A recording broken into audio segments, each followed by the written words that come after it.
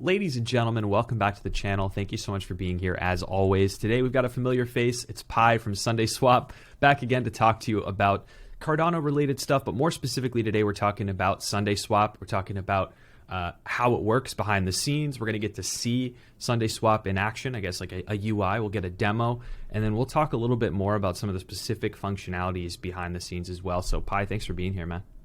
Yeah, thanks for having me back on. I really enjoyed our Cardano deep dive, and so I figured it was only fair for us to do a SundaeSwap deep dive. Yeah, it makes sense. So you know what? I'm going to kind of pass it to you. I'd love for you to kind of give an overview of what's going on in the SundaeSwap world today. And then, of course, let's maybe get a chance to take a look at it and with our own eyes. Yeah, for sure. So SundaeSwap, for the last month or two, we've been kind of tightening down the bolts and finishing things up. We completed the second phase of our audit. So for those who aren't familiar, we're conducting our audit in three phases. First, we did a design review phase where we kind of understood the boundaries of the protocol we were designing that I'll be talking about today. Then we did a code review phase where the auditors went through kind of very deeply into the code and kind of found a number of bugs, which is great. You want your auditors finding bugs. Yep. And then, we just have one last round, which is a very short kind of audit round where they review our fixes to the bugs they found. And so that will be starting very soon at the time that we're recording this. We're also just a few days away from our testnet launch. By this time this airs, it will probably already be live. So I hope you all are enjoying our testnet experience. Why don't I kind of dive into a demo? This is going to be very similar to demos I've given before, so nothing super new here, but just kind of it'll help frame some of the discussion that we're going to have later on. Love it. Let's do it. So I'm going to go ahead and share my screen. So this is the SundaeSwap interface. We have a number of pools created. And so I'm going to go ahead. I have kind of some assets already in my wallet. I have my Nami wallet connected. And I'm going to go ahead and swap. What's your favorite ice cream flavor out of these listed? I'm a strawberry guy. Yeah? Okay. So let's take 20 ADA and get some strawberry. We don't have a strawberry pool right now, but we do have a raspberry pool. Let's raspberry it. It's a berry, so we're good. Cool. Yeah. I am also a berry man, so. There you go. So what this is saying is that I'm going to take 20 ADA and swap it for 88.6 raspberry tokens. I mean, these are just test tokens that you'll have to play with on the testnet. They have no value or meaning or purpose. They aren't transferable to mainnet, kind of all of the normal legalese that my lawyer would want me to say. Yeah. But then I can go ahead and click swap. This will kind of have you confirm those details. In particular, it tells you, because there's going to be some ADA included on this beyond just the 20 that you're swapping. So this explains how that's broken down, and I'll kind of go more in depth into that. Some of these numbers are just dummy data too, so those will be wired up by the time testnet goes live. And then I can just hold to swap to confirm, kind of make you commit to it. And it's going to go ahead and build the transaction and send it to Nami, which you can see in the background here. And this is saying that Nami is asking you to sign a transaction that takes 24 test data and some number of other assets, and sign it. And so I'm going to go ahead and sign that. And that's going to go ahead and build and submit that transaction to the testnet. And now that is sitting on the testnet, waiting to get executed. So that should frame some of the discussion as I dig into the deep dive. But before we go there, do you have any questions about what you just saw?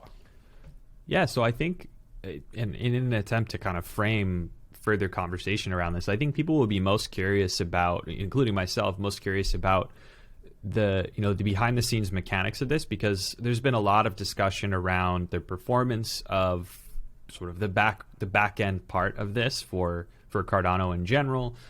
People that are going into testnets are curious about some of the concurrency stuff that we've talked about on the channel before. So really understanding how you've balanced decentralization against performance and all of that sort of thing, I think is really what I'm most curious about. Yeah, absolutely. So let's dive into it. I'm going to grab my whiteboard like last time. So before I explain how the SundaeSwap protocol works, I want to kind of recap one particularly important thing from our discussion last time, which is around UTXOs and contention.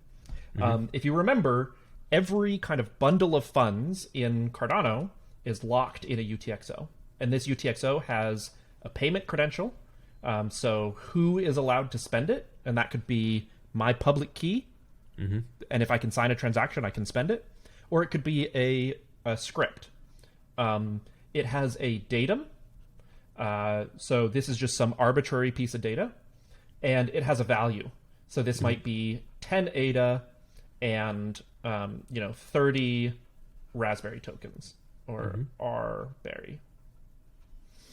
And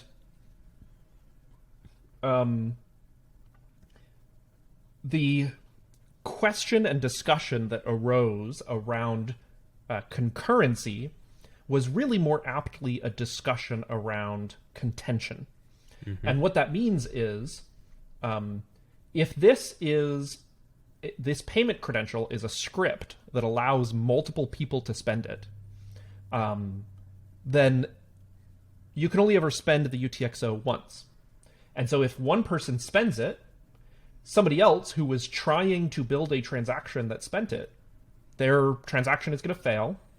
And even if there is some kind of continuing notion of this UTXO, they have to rebuild their transaction against this UTXO, re-sign it in the wallet. So like you saw the NAMI window popped up, they have to re-review the details and click sign.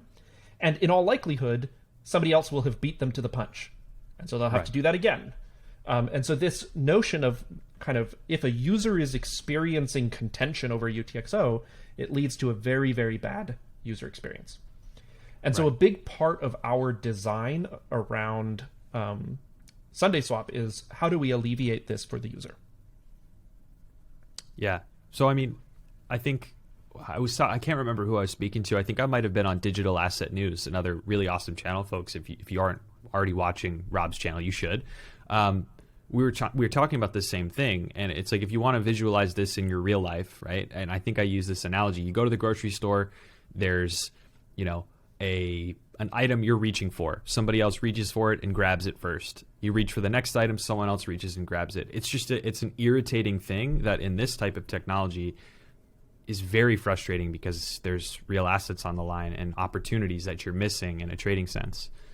So. Absolutely. And to kind of extend your analogy further, because of like network delays and like the speed of light, it's almost as if you had to pick the thing that you're going to grab before you drive to the store. Yeah. And then you get there and it's gone and you have to drive home and, get a different amount of, money out of your wallet or something and pick a different item and then drive back to the store. So it's particularly frustrating. Totally. Cool. So now let's talk a little bit about how SundaeSwap works. So SundaeSwap is going to come into existence with something that we call the protocol boot transaction. This transaction will create a UTXO with something called the factory and something called the treasury. The treasury will hold the entirety of the community supply of SUNDAE tokens. So this is 50% of the total supply. So 1 billion SUNDAE tokens, give or take some details that we'll talk about later. And this treasury is effectively a managed fund where the managers are everybody who holds SUNDAE tokens. So they can vote on what gets done with these tokens. So you may vote on a grant program for somebody building a tool that integrates with SUNDAE. You may vote for a yield farming program for people providing liquidity. So really this SUNDAE and other assets, we'll talk about that in a bit, are managed by that governance. And so this is one thing that is really important to emphasize.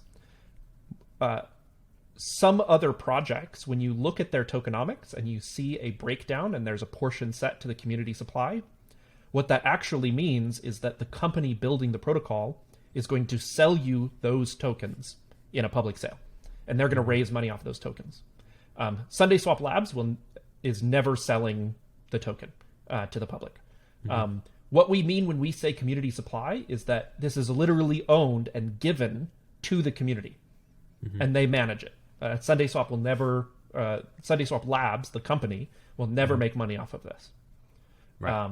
Other than as members of the community in the same way that anybody else, might participate in yield farming or something like that. Right.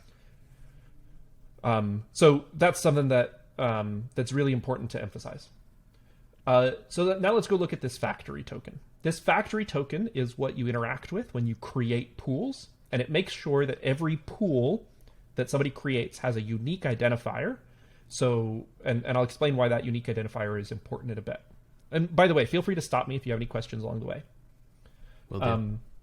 So when I create a pool, I deposit some initial amount of funds, say, 10 million Raspberry tokens and 5 million test data. That forms the initial liquidity for this pool, and you spend the factory token. Out comes the factory token, kind of with the unique identifier incremented so that the next pool has a different identifier. And a pool token. So this is the UTXO holding effectively what is an NFT, a token that has a supply of one, that tracks that pool. This also has that initial set of liquidity, so the 10 million and 5 million. And it's locked by a pool script. And this pool script enforces the constraints of that the kind of ratio between these changes in a way that acts like a market. And so this is the constant product pool model that's been popularized by Uniswap. So go ahead. This pool here, like the output, you talked about sort of the NFT, like one of one. This is effectively kind of like a certificate, if you will, which illustrates the balance of assets that went into the creation of this pool. In a sense, that is that kind of label, the receipt or the certificate, is probably more aptly given to the what's called LP tokens.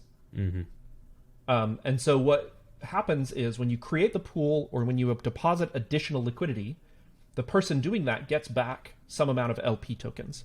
And the LP tokens are like a receipt that says, out of the assets that are in this pool, in whatever ratio they are in today, this person has deposited 5% of those assets, or 50%, or whatever percentage.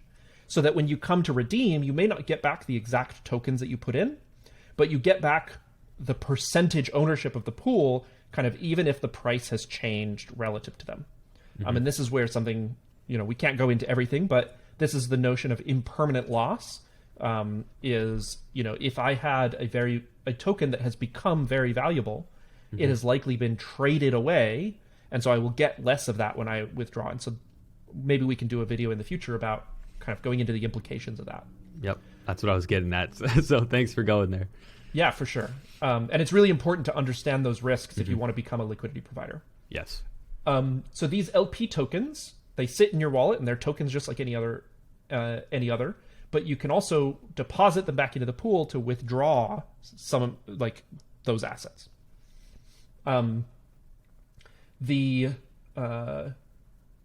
pool script enforces, like I said, that the ratio of these kind of follows that constant product curve, which means that the more of one you withdraw by depositing and trading and swapping, the more expensive it becomes to do so. And that basically makes sure that it will always have liquidity to satisfy the market, right? It's what gives kind of this notion of a price that moves up and down as people buy or sell or swap in one direction or another the tokens on the network. But if we just let people swap against this token, you would see these kinds of contention issues that we have here. It would be a really disastrous user experience. So the model that we have gone with is this notion of a governed scooper. And And so one of the transactions that the factory token can do is it can issue a license to a set number of people. And so this is just an NFT that sits in your wallet and basically entitles you to be a scooper. And I'll talk about what that means in a second. That initial list was chosen by a vote of liquidity provider or of stake pool operators that was very successful and selected some really valued members of the community. So they'll be the initial set. But one of the things that the SUNDAE token holders can do is they can vote to change that set. So they can add new people in to be scoopers, they can remove people from being the scoopers, etc. And then what this scooper does is they are the ones who are kind of brokering access to this pool. So it's an automated program that we've built a reference implementation, but people might build other implementations in the future that scans the blockchain looking for people's orders to execute against this pool. So what does that look like? I'm going to kind of start fresh. Yeah. So as somebody looking to swap some tokens, like I did in my demo earlier, what I do is I take some UTXO that holds those tokens in my wallet. Maybe this is 10 WMT tokens. We just announced a partnership with them, so that's pretty exciting. Nice. And you spend those tokens into another UTXO that's locked by what we call the escrow script. The datum has information about how you want your order executed. So it might say, I only want my order to be executed if I'm getting at least 12 ADA, or whatever the exchange rate at the time of WMT is. And so this is, in one sense, the slippage tolerance from other DEXs that you might see, right? You say, hey, the price right now is this, and I'm okay with a little bit of slippage, but at least keep it within these bounds. But it also might be considered a limit order, right? You say, hey, I am setting this intentionally high, and so I know that it can't execute now, but I'm predicting that the market will move in my direction and will execute in the future. And it's important to note that I didn't have to interact with anybody else to do this. I didn't have to interact with any UTXOs but my own. And so there's no contention here, right? There's no risk other than the Cardano network itself being congested, that this can fail because the UTXO has been spent out from under me, and that I will have to re-sign a transaction in my wallet. Right, because they're your funds. So you they're know that they're not being used unless you're using them. Yeah, 100%. Yeah. And what this does is it sits on chain with other orders from other people. And a scooper's job is to read the blockchain and take the pool token that your escrows are kind of against, and this is where that identifier comes in, is the escrow says, well, you better swap me against the WMT ADA pair, not some other pair. It grabs those, so maybe it grabs these three escrows and the pool token, and those all feed into a scoop transaction. And so this is a big transaction where everybody's order is executed in parallel, basically. And so these tokens are then sent out to the people who originally escrowed them. The pool is sent out with the updated balance, and the one other input here is the scooper license to authenticate that you are an actual scooper. Got it. So what I think is interesting here, and I'll sort of make a comment / question, and you can confirm my evaluation of this. Sure. So if you think about this in terms of maybe other people have used DEXs on other platforms, right? Maybe they've used Uniswap. And you think about how Uniswap does this on Ethereum with sort of a global account-based model. And here you're kind of achieving the scalability and the performance of this DEX with parallelism, where you're splitting the different jobs into separate component parts and then executing them or sort of reconciling them all at once at the end. Whereas maybe in other places you've got this global state and you're just doing it in one central place. And so it's replacing concurrency in the truest sense with parallelism. Is that the case? Yeah, that's one way to look at it. And it's basically brokering access to this global resource. Everybody else can operate independently up until the point that you need access to this. And then the scooper, for those programmers in the audience, might act as a mutex, right? Of, okay, I'm actually the one brokering access to this shared resource and making sure that we execute kind of a big batch rather than just one by one. Right. Another way to look at this is, if you remember from our kind of Ethereum Cardano comparison, is I talked about the way that Ethereum achieves or does not suffer from these contention issues is that when you sign a transaction, you're signing away some amount of control. You're saying, oh, this, whatever happens by the time that this executes, I'm okay with. And that might be different from what I see today, right? And Cardano chose not to do that because in some instances, determinism is very important, and it's really hard to add in that determinism later. But another way to look at this escrow system is that we've reintroduced just enough of that kind of forfeiture of rights to satisfy the automated market maker. You're still in control of it. You're still saying, here's the minimum price I want to execute. But you know that your order will at least execute within this margin rather than executing at exactly this price. So there's kind of a symmetry of reintroducing those notions that were helpful in Ethereum within a Cardano context in a way that isn't kind of throwing the baby out with the bathwater and saying everybody has to be subjected to these same kind of forfeiture of control constraints. Got it. So when I fund in this escrow context, what am I giving up, right? Or what, rather, let me rephrase, what permissions am I giving? Is it just, here are the terms and conditions that I'm basically signing in the datum, and here's a signature affixed to that, and here's the funds that are necessary? Is that all I'm giving, or is there more to it than that? Yeah. Essentially, you're saying these are the exact funds that I want to give somebody access to, and the conditions under which I want them to be spent are if they send at least this amount of this token back to me. Got it. Cool. Right. So it's very similar to like an order book model. Yeah, that's the important that's interesting. thing. The important thing here is that a pure order book model really suffers from liquidity provision, so the ability to kind of bootstrap that liquidity, and matching, being able to kind of fairly match people's orders against each other. And the automated market maker and the scoopers kind of introduce that mechanism that allows that ecosystem, which is, we're going to still be in the early phases of a DeFi ecosystem for a while, allows it to bootstrap that liquidity and not have to have millions of orders waiting to be executed to kind of fill everybody's need. Right. Okay. Makes sense. Now, notice how I said the scooper picks these three escrows and leaves this one off. This is where the scooper has an opportunity for abuse. When we first published this article, there was a lot of kind of panic and confusion about this model because people thought that a scooper could just steal your funds, but that's not true, right? Like I just said, the escrow script ensures that the only things that can happen are it gets canceled and spent back to your wallet, or it gets executed as part of this swap. And the pool script ensures that it always executes these orders at the price that the market is kind of experiencing, to give that fair matching and that fair kind of notion of price.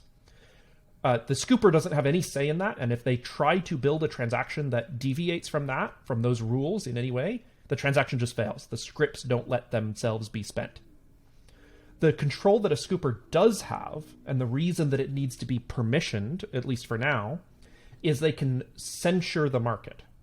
So suppose there are 100 buy orders, right? We have 100 buy orders and 100 sell orders. And a scooper, right? Say this is the graph of the price. If a scooper includes only buy orders, that's going to push the price up. Then they can include their own sell order in the next block. Or even they don't have to be the ones to include it. They can just let somebody else include it. And all of the kind of now gap of sell orders, which pushes the price down. And this spread is now kind of value that has been extracted by the scooper from the market. And this is why it's important that we can't, at least for now, just allow anybody to be scoopers. And we tried a bunch of different mechanisms to make it permissionless, but they all the ones that we experimented with kind of really sacrificed on the scalability or the kind of durability of this market. So they were all susceptible to DDoS attacks, or they kind of reintroduced the contention issue at the user's end, or things like that. Right. And so it was really, we kind of really had to say the market needs a DEX right now. So let's go with a model that we think works decently well while we investigate alternatives. I mean, we don't plan to stop with this model, but yeah. So we're I want to be transparent and acknowledging of this does, if there is a spectrum from decentralized to centralized, this does move the needle slightly towards centralization, because these scoopers are chosen by governance. It's chosen by governance and not us, and so we still think it's fairly decentralized. But I'd be lying if I said it didn't move the needle at least somewhat. Got it. So I guess here's the question. Acknowledging the fact that there are always, and I say this definitively, there are always things that move the needle on that gradient of decentralized to centralized in every single platform, no matter what platform it is. What are some of the ways that you've imagined to keep scoopers honest in this space, at least in the short term? Yeah, for sure. So this is kind of where our protocol hinges on this fact. So let me zoom in on one of those scoop transactions. In each of these escrows, there is some amount of ADA. Even if you're not swapping ADA tokens, every UTXO on the blockchain has to have some ADA with it. This is called the min UTXO min ADA UTXO requirement, and it's to prevent dust attacks. And I think I talked about it in our previous video. Yep. We've been calling that the rider, because it's some ADA that's riding along with your order. Some other people call it a deposit. But that's one of the kind of sources of ADA that you'll see in your transaction. There's also a small fee that you pay to the liquidity provider. And so, they're providing a service to the market and they're allowing these trades to happen. And so they need to be paid kind of for a rental fee for their funds. And so you'll see the liquidity provider fee. You'll also see the ADA transaction fee, which is a very small amount of ADA just to process your, listing your order in the first place. And the final thing you'll see is the scooper processing fee. And we're still settling on what the kind of size of this is, but this is to incentivize the scooper to collect up these escrows, right? They wouldn't just do this for free. And so this portion, which you explicitly set out in the protocol, is the amount that is set aside for the scooper. And so a scooper will come along and grab these, and then those fees, the sum of those, will be output in a UTXO that's locked by a script. And this script is a time delay. So it doesn't allow the scooper to actually claim these fees for some amount of time. In the testnet, it'll probably be some low number, and then on mainnet, it'll be some bigger number. But just for the demonstration purposes, let's assume that's 3 weeks. So that means that they're executing scoops under the assumption that 3 weeks from now, they will get a payment from that, right? These are kind of locked up. And in order to redeem those, they still have to be a scooper. So if governance votes them out in that interim, they lose out on these. So setting the fees that are earned from this is a tricky business that we're still investigating, because on the one hand, you want it to be at least enough to incentivize building these blocks, and you want it to be at least a little bit more to create that economic pressure to stay honest so your license doesn't get revoked. And we'll talk about what that looks like in a second. But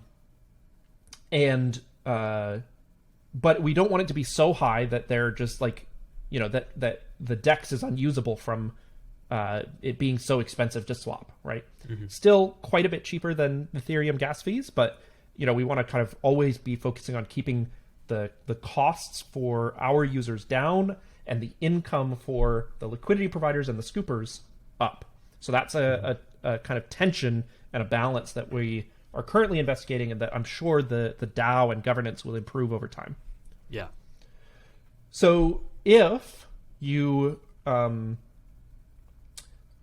a dishonest scooper, right, and you keep executing what are called sandwich attacks, where you sandwich your order in between a bunch of orders that kind of give you a good return.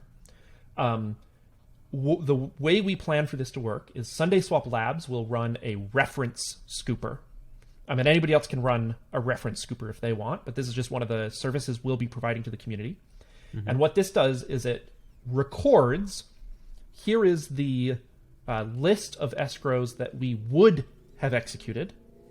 We won't be running a scooper, but if we were, this is what we would have executed. And then you can compare that against the person who actually did execute it. And because of network delay and things like that, there will be some minor deviations occasionally, but for the most part, they should be relatively consistent with each other.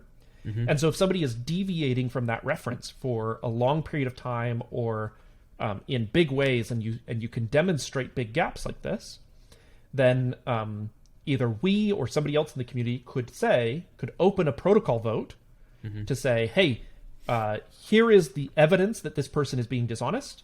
Let's all vote on whether we should kick them out or let them stay. So there's some amount of debate back and forth, maybe a week of debate among kind of community leaders, people who want to get involved, and people who have the SUNDAE token and are part of that governance. And then ultimately a vote is cast. And if you are evicted, you get removed from the list of valid scoopers, and all of the unclaimed rewards are now forfeit. And so you don't get to claim these.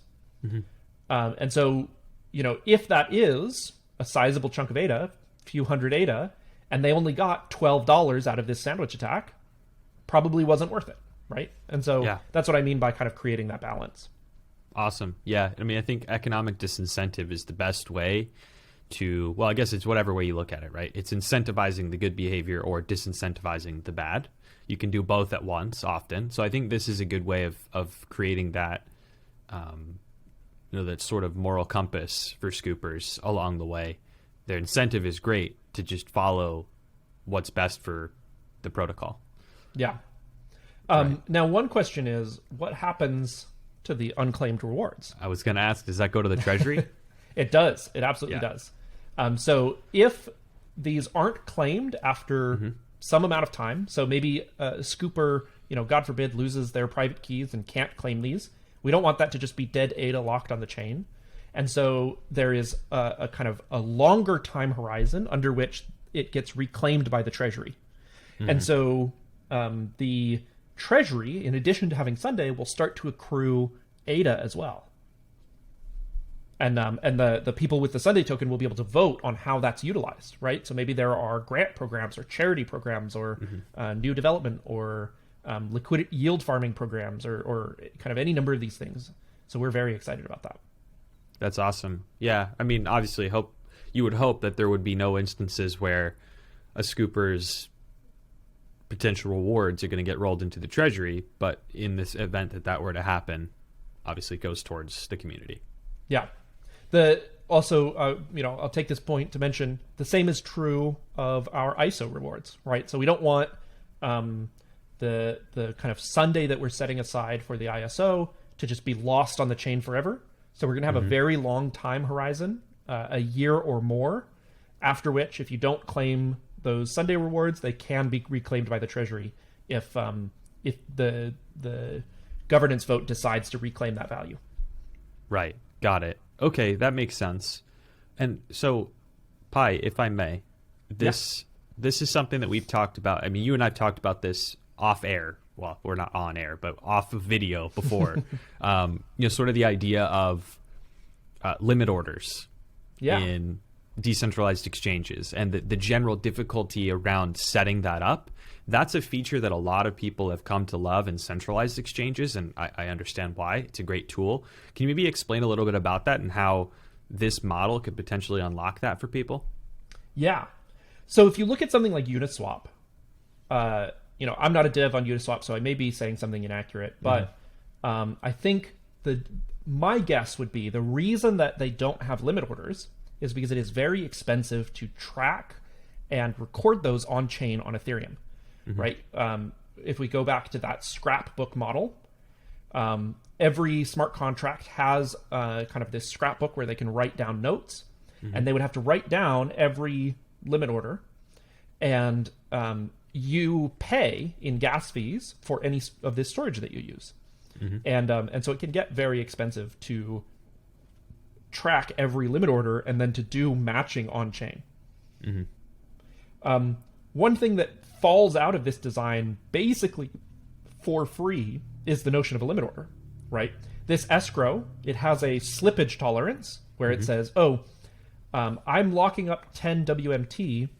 I expect to get back this minimum amount of ADA.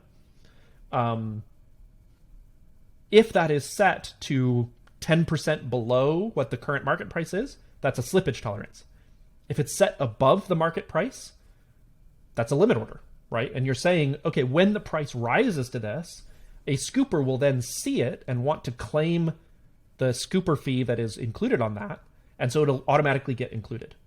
And so we get to leverage Cardano's native kind of accounting model, this UTXO accounting model, to track our orders for us. And so we get limit orders basically for free. And you even, if you write different escrow scripts here, you can even have more complicated orders. And we don't have any examples of that today. But for example, in the future, you might extend this to include limit orders with expiration. Oh, if 3 days have passed, don't bother trying to execute, and I'll just cancel on my own. Or pay it back to me, cancel it for me, and you can collect the scooper reward. It might be things like stop loss, where once the price reaches a certain threshold below, convert it into a limit order above and collect half of the scooper fee for converting it and then the rest for actually executing it. So you can implement kind of a wide variety of these over time without ever having to change the kind of core pool protocol. Got it. That's pretty powerful. I mean, if you think about where people often take losses in a trading scenario where they have an open order, it's because they haven't appropriately set limit on what they're trying to do. So yeah, that's pretty powerful. And then, I guess if you continue on this, I think another thing that I've been seeing on social media a lot related to SundaeSwap, and maybe you can shed some light on this, is the price, right? Like, how is the price of SUNDAE going to be set? I saw like a lot of talk about that, and so I'm curious. Yeah, it's something we get asked a lot, and it's something that is a really tricky question to answer. What most projects would tell you is, oh, well, we just picked a price and we did a public token sale, and that's what we created the initial liquidity at. Or some projects will lend a portion of their initial token to a market maker and let that market maker decide a price. There are some problems with that initial price setting that traditional finance doesn't face that we wanted to solve. The first one I kind of already alluded to is it's extremely regulatorily tricky to set a price because you have a huge amount of power that you could exploit to make a huge profit off of people that don't know any better, right? Yes. You could just set the price really high, and people who are eager to get the token, of course, are going to buy at that price, unless you're extracting a lot of value from those first people in the market in an unfair way, right? Some people might say, well, it's their money, they can do with it what they want, but like if we're realistic about what people can be reasonably expected to understand what they're getting into, it's just it's an opportunity really rife for abuse, and that's why that kind of thing, like an IPO, is regulated very heavily, and it's why token sales are probably in the future going to be regulated very heavily. And it's Right. why we're avoiding a token sale, is because we don't want to deal with that headache. Right. Normally in an IPO, you bring in what's called an underwriter and they do a lot of market research to figure out what that initial price should be. And they kind of cover the initial risks by putting the cash up front to buy the initial stock or something. Right. And so there's that kind of price discovery phase that comes with a token. So I'm excited. Well, the second problem we wanted to solve is we see a lot of people getting burned because crypto has brought a huge amount of retail investors to the scene that you don't see in traditional finance, right? Or that you're only just starting to see in traditional finance. And so people don't necessarily understand market dynamics, and they think if this price is skyrocketing, it must be valuable, and I must be able to make a return, and I want to get in early. And it creates not technically or not strictly Ponzi scheme, but Ponzi scheme like dynamics where to this unsustainable rise in the token price, and that's followed by a bank run where the first person who kind of gets a little sketchy about where it's going starts selling, and everybody else rushes to do the same. And so you see the price do what's called a pump, where it goes up really fast, and then a dump where it crashes. And like a very few clever investors make a lot of money off of this spread. But way more people lose a lot of money off of this spread. Yeah. And it's really damaging for people. It's on the backs of the people who buy at the top. Always. Yeah. Absolutely.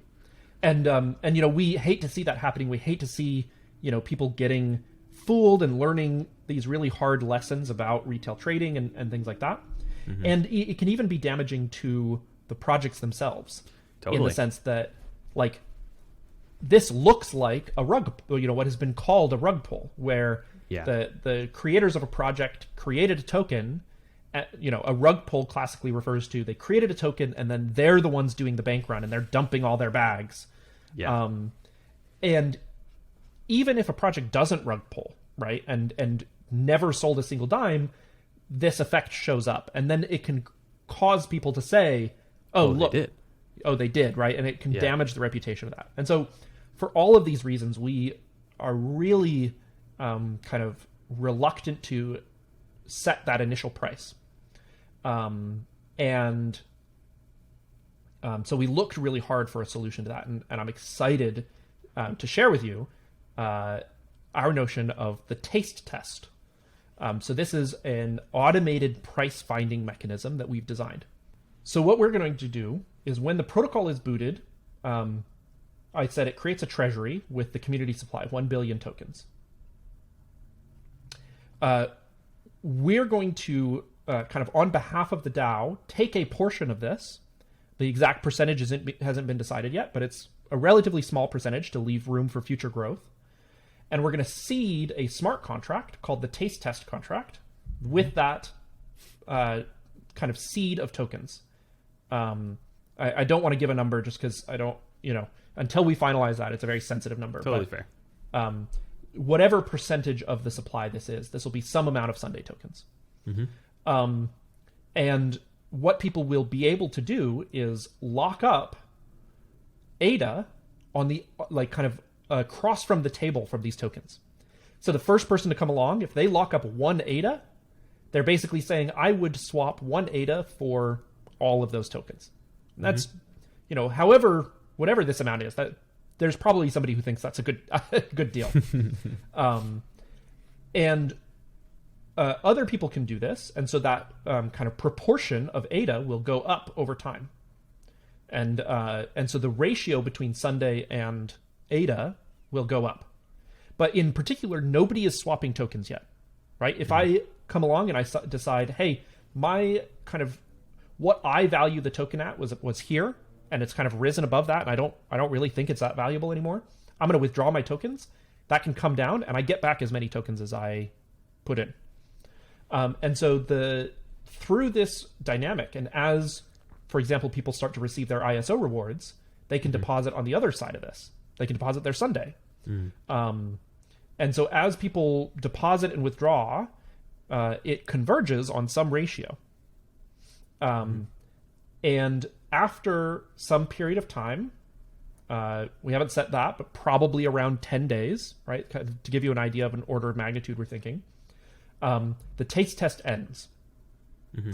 And whatever the ratio of SUNDAE to ADA in this contract is, gets used to create the liquidity pool. Right. The anybody who deposited assets here is now entitled to that initial supply of LP tokens.